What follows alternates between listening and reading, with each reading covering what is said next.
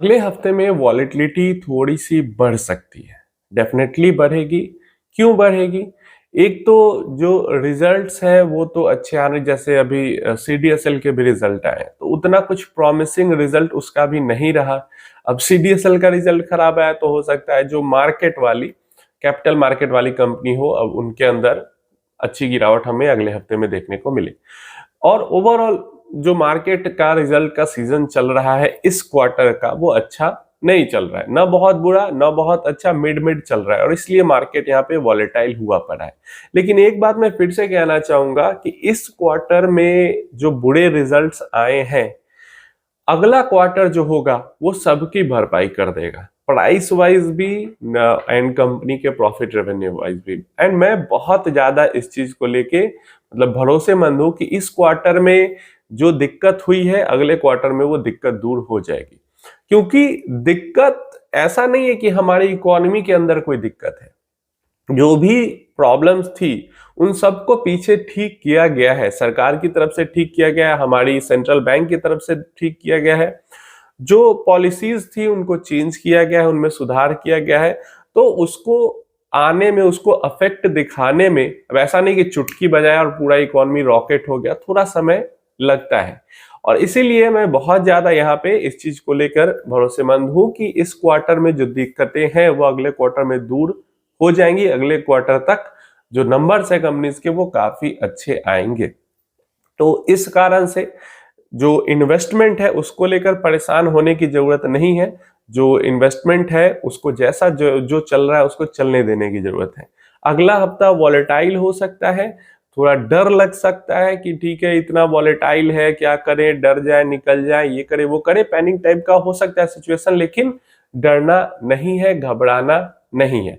पहला रीजन अगला हफ्ता वॉलेटाइल होने का यही है कि जो नंबर्स अभी भी आ रहे हैं वो ठीक ठाक या एवरेज ही आ रहे हैं, कुछ बहुत रॉकेट तोड़म फोड़ नहीं आ रहा है।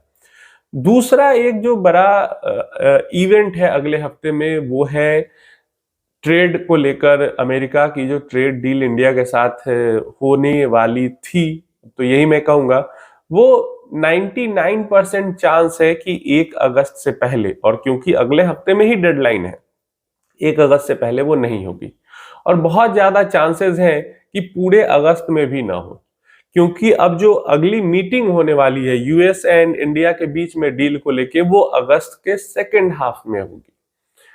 तो अगले महीने मतलब अगला जो हफ्ता है, तो अगले हफ्ते में मार्केट ये उम्मीद लगाएगा कि डोनाल्ड ट्रंप की तरफ से कुछ इंडिया के बारे में कहा जाए टैरिफ को लेके। अगर वो अच्छी चीज कही जाएगी तो मार्केट उस पर पॉजिटिव रिएक्ट करेगा, और वो चीजें बुरी हुई तो मार्केट उस पर निगेटिव रिएक्ट करेगा। अगर डोनाल्ड ट्रंप ने किसी तरीके का हाईयर टैरिफ लगा दिया इंडिया के ऊपर डेडलाइन खत्म होने के बाद, तो ये निगेटिव की तरह काम करेगा। और अगर डेडलाइन को और ज्यादा एक्सटेंड कर दिया गया या फिर टैरिफ वाली चीज से बाहर रख दिया गया इंडिया को, तो मार्केट के लिए एक अच्छा संकेत होगा। तो ये जो टैरिफ वाला और ट्रेड वाला जो पूरा मामला है, मुझे लग रहा है कि अगस्त में भी ये सुलझने नहीं जा रहा है। हो सकता है सितंबर अक्टूबर भी लग जाए इसको सुलझते सुलझते, मतलब ईयर एंड हो जाए ट्रेड डील की फर्स्ट मिनी ट्रांस डील को भी होते होते। मामला अटक जा रहा है बार बार जाके वही एग्रीकल्चर, हमने इस पे पहले भी बात की हुई है, एग्रीकल्चर पे, डेयरी प्रोडक्ट्स पे और जीएम क्रॉप्स, जो जेनेटिक मॉडिफाइड क्रॉप्स होते हैं उनके ऊपर। इंडिया बिल्कुल भी इन चीजों को लेकर नहीं डील करना चाहता है, बिल्कुल भी इन चीजों को रिस्क नहीं लेना चाहता है, लेकर रिस्क नहीं लेना चाहता है। तो इसी 3-4 जो सेक्टर्स हैं जहां पे जो ट्रेड डील है वो अटक रही है। अब अमेरिका डेफिनेटली चाहेगा कि इन सेक्टर्स को भी ओपन किया जाए, और जो इंडिया है वो इन सेक्टर्स को बचा के रखना चाह रही है। और यही जो नेगोशिएशंस हैं वो गड़बड़ हो जा रही है, और इस पे जो बातें हैं वो बन नहीं पा रही, दोनों जो टीम्स है वो एग्री नहीं कर पा रही।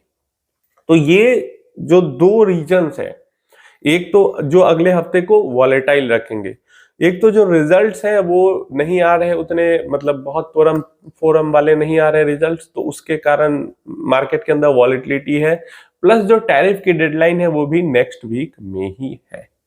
आपको क्या लगता है कैसा मार्केट रह सकता है? बट ये भी बिल्कुल ध्यान में रखना कि हमेशा जैसी बात ही होती है, red is the colour of opportunity for stock market. तो वही चीज होती है यहाँ पे, बिल्कुल डरने घबराने की चीज नहीं है। ये सब जो है वो सेंटिमेंटल है और टेम्पररी है, परमानेंट कुछ नहीं है। एक तरीके से कहो साइक्लिकल इशू है, परमानेंट इशू नहीं है। 3 महीने चलेंगे इशू, 6 महीने चलेंगे इशू। मुझे बहुत ज्यादा उम्मीद है कि ये साल खत्म होने से पहले पहले मार्केट अपना ऑल टाइम हाई के ऊपर निकल जाए, ये एक बार कम से कम टच कर ले 26,000 के ऊपर का लेवल, मुझे बहुत ज्यादा उम्मीद है। तो इसलिए घबराने परेशान होने वाली चीज नहीं है, वॉलेटाइल होगा, मार्केट का काम है। और हमें एज ए इन्वेस्टर पेशेंस के साथ इसको झेलना है, बर्दाश्त करना है।